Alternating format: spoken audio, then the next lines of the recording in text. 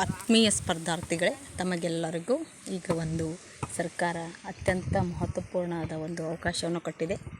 ನಮ್ಮ ಬಾಗಿಲಿಗೆ ಬಂದು ತಟ್ಟುತ್ತಿದೆ. ಆ ಅವಕಾಶವನ್ನು ಎಲ್ಲ ಪ್ರತಿಯೊಬ್ಬ ಸ್ಪರ್ಧಾರ್ಥಿಗಳು ಸದುಪಯೋಗಪಡಿಸಿಕೊಳ್ಳಲು ವಿನಂತಿ. ಆತ್ಮೀಯ ಸ್ಪರ್ಧಾರ್ಥಿ, ವಿಶೇಷವಾಗಿ ಫಿಸಿಕಲ್ ಎಜುಕೇಷನ್ ಟೀಚರ್ಗಳಿಗೆ ಸಂಬಂಧಪಟ್ಟಂತೆ ಎಷ್ಟು ಹುದ್ದೆಗಳು ಯಾವ ರೀತಿ ಅನ್ನೋದು ಸ್ವಲ್ಪ ನೋಡೋಣಂತ. ಆತ್ಮೀಯ ಸ್ಪರ್ಧಾರ್ಥಿಗಳೇ ನೋಡಿ, ಈ ಫಿಸಿಕಲ್ ಎಜುಕೇಷನ್ ದೈಹಿಕ ಶಿಕ್ಷಣ ಶಿಕ್ಷಕರು ಗ್ರೇಡ್ 1 ರಿಂದ 8ನೇ ತರಗತಿ, ದೈಹಿಕ ಶಿಕ್ಷಣದಲ್ಲಿ ಪದವಿ ಬಿ.ಪಿ.ಎಡ್ ಅಥವಾ ದೈಹಿಕ ಶಿಕ್ಷಣ ತಸ್ತಮಾನ ಹೊಂದಿರುವ ಪ್ರಕರಣದಲ್ಲಿ ಅಭ್ಯರ್ಥಿಯು ಶೇಕಡಾವಾರು ಅಂಕಗಳ ಪ್ರಮಾಣವನ್ನು ಕೆಳಗಿನಂತೆ ವೇಟೇಜನ್ನು ಅನ್ವಯಿಸಲಾಗುತ್ತದೆ ಅಥವಾ ಲೆಕ್ಕ ಹಾಕಲಾಗುತ್ತದೆ.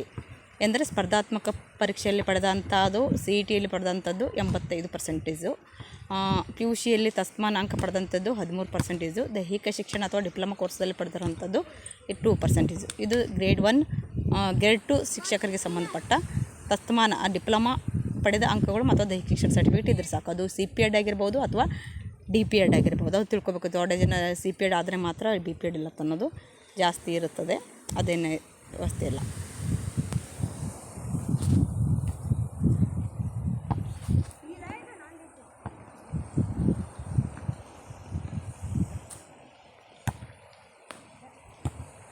ನಂತರ ಗ್ರೇಡ್ 1 ದೈಹಿಕ ಶಿಕ್ಷಣ ಶಿಕ್ಷಕರಿಗಾಗಿ ದೈಹಿಕ ಶಿಕ್ಷಣದಲ್ಲಿ ಪದವಿ BPED ಅಥವಾ ವಿಶೇಷ ಶಿಕ್ಷಣ ತಸ್ತಮಾನ ವಿದ್ಯಾರ್ಹತೆಯನ್ನು ಹೊಂದಿರಬೇಕು. ಪ್ರಕರಣದಲ್ಲಿ ಅಭ್ಯರ್ಥಿಯು ಶೇಕಡಾವಾರು ಪರ್ಸೆಂಟೇಜ್, ಇಲ್ಲೂ ಕೂಡ CETಯಲ್ಲಿ 85% ಮತ್ತಿದ್ದರೆ ಪದವಿಯಲ್ಲಿ 13%, ಶಿಕ್ಷಕರ ಕೋರ್ಸ್ ತರಬೇತಿಯಲ್ಲಿ 2% ಹೊಂದಿರಬೇಕಾಗಿರುತ್ತದೆ. ನಂತರ ವಯೋಮಿತಿ, ಅಂದರೆ ಎಲ್ಲರಿಗೂ ವಯೋಮಿತಿ ಎಷ್ಟಿದೆ ಆತ್ಮೀಯ ಸ್ಪರ್ಧಾರ್ಥಿಗಳು? 10 ವರ್ಷ ಆಯಿತು ಕನ್ಫರ್ಮ್ ಆಗಿಲ್ಲ. ಇಷ್ಟಿಂತಿಷ್ಟ ಇರಬೇಕಲ್ಲ, ಅದರಲ್ಲಿ ವಯೋಮಿತಿ ಎಷ್ಟಿದೆ ಅಂತಂದರೆ ನಿಯಮಾನುಸಾರ ಪರಿಶಿಷ್ಟ ಜಾತಿ ಮತ್ತು SC ST ಪ್ರವರ್ಗ 1 ಅಂಗವಿಕಲರಿಗೆ 43 ವರ್ಷಗಳು. ಅದೇ ರೀತಿ 2A 2B 3A 3B 41 ವರ್ಷಗಳು. ಸಾಮಾನ್ಯರಿಗೆ ಟೋಟಲಾಗಿ 38 ವರ್ಷಗಳು. ಇದು ವಿಶೇಷವಾಗಿರುವಂಥ ಮಾಹಿತಿ. ಇನ್ನು ದೈಹಿಕ ಶಿಕ್ಷಣ 1 ಗ್ರೇಡ್ 1 ಶಿಕ್ಷಕರಿಗೆ ಏನೇನಿದೆ ಅಂತ ನೋಡಿ. ದೈಹಿಕ ಶಿಕ್ಷಣ ಶಿಕ್ಷಕರು ಐಚ್ಛಿಕವಾಗಿ ಆಯ್ಕೆ ಮಾಡಿಕೊಂಡಿರೋ ಪದವಿ ವಿದ್ಯಾರ್ಥಿಯಲ್ಲಿ 50% ಅಂಕಗಳನ್ನು ಪಡೆಯತಕ್ಕದ್ದು.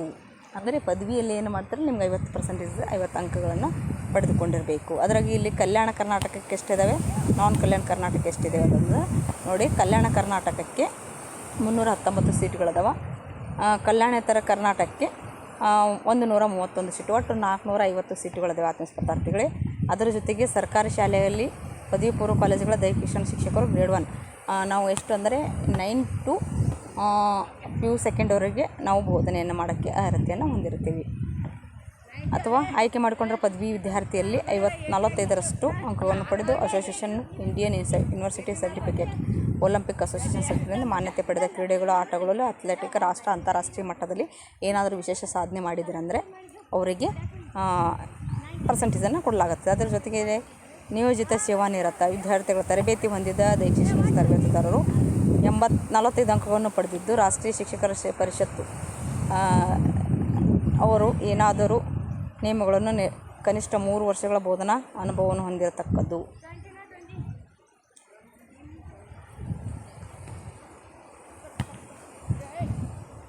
ಅದರ ಜೊತೆಗೆ 40% ಅಂಕಗಳ ಸಹಿತ ದೈಹಿಕ ಶಿಕ್ಷಣದಲ್ಲಿ ಪದವಿಯನ್ನು ಪಡೆದಿರಬೇಕು. ಅಥವಾ ಅಂತಂದರೆ ಇಷ್ಟು ಯಾವ ಇದರಲ್ಲಿ ನೀವು ಒಂದು ಅಂತಾರಾಷ್ಟ್ರೀಯ ಮಟ್ಟದಲ್ಲಿ ಯಾವುದಾದ್ರೂ ಕ್ರೀಡೆಯಲ್ಲಿ ಭಾಗವಹಿಸಿದರೆ ಒಂದು ಎಕ್ಸ್ಕ್ಯೂಸ್ ಇದೆ. ಅದ್ರ ಜೊತೆಗೆ ನೀವು ಯಾವುದಾದ್ರೂ ಒಂದು ಸರ್ಕಾರಿ ಶಾಲೆಗಳಲ್ಲಿ ಇದು ಮಾಡಿದರೆ ಅಂದರೆ ಅದಕ್ಕೆ ಒಂದು ವ್ಯವಸ್ಥೆ ಇದೆ. ಹೀಗೆ ಪ್ರತಿಯೊಂದು ಕೂಡ ನಾವು ಓದ್ಕೋಬೇಕು. ಅಥವಾ ಯಾವುದಾದ್ರೂ ಒಂದಿತ್ತಂದರೆ ನಮಗೆ ಎಕ್ಸ್ಕ್ಯೂಸ್ ಇರುತ್ತೆ. ಇಲ್ಲಿಲ್ಲಂದರೆ 50% ಇರಲೇಬೇಕಾಗಿರುತ್ತದೆ. ಆತ್ಮೀಯ ಸ್ಪರ್ಧಾರ್ಥಿಗಳೇ, ಇದು ಅತ್ಯಂತವಾಗಿರುವ ಮಹತ್ವರಹಿತ ಒಂದು ಡಬಲ್ ಧಮಾಕ ಅಂತ ತಿಳ್ಕೊಬೇಕು. ಯಾವಾಗಲೇ ನಮ್ಮ ಒಂದು ಜೀವನಕ್ಕೆ ಬಂದು ತಟ್ಟುವುದು ಯಾವುದಂತಂದರೆ ಒಂದು ಸಲ ಮಾತ್ರ, ಯಾವತ್ತೂ ತಟ್ಟಂಗಿಲ್ಲ. ಬಾಗಿಲಿಗೆ ಬಂದಿದೆ. ಎಷ್ಟೇ ಹುದ್ದೆಗಳಿರಲಿ, ಆದರೆ ನಮಗೆ ಬೇಕಾಗಿದ್ದು ಒಂದು ಮಾತ್ರ. ಅದು ಒಂದು ನಮ್ಮದೇ ತಂದು ನೀವು ಅಭ್ಯಾಸ ಮಾಡಿ ಪೇಷನ್ಸ್ದಿಂದ ಅವಕಾಶವನ್ನು ಸದುಪಯೋಗಪಡಿಸ್ಕೊಂಡ್ರೆ ಇದು ಖಂಡಿತವಾಗಿ ನೀವು ಅದನ್ನು ಅವಕಾಶವನ್ನು ಪಡೆದುಕೋಬಹುದು ಅಂತ ನಾನು ಈ ಸಂದರ್ಭದಲ್ಲಿ ಹೇಳ್ತೀನಿ ಆತ್ಮೀಯ ಸ್ಪರ್ಧಾರ್ಥಿಗಳು. ಓಕೆ, ನೆಕ್ಸ್ಟ್ ಏನಾದರೂ ಅಪ್ಡೇಟ್ ಇದ್ದರೆ ಅಪ್ಡೇಟ್ ಮಾಡ್ತಿರ್ತೀನಿ. ಥ್ಯಾಂಕ್ ಯು, ಧನ್ಯವಾದಗಳು.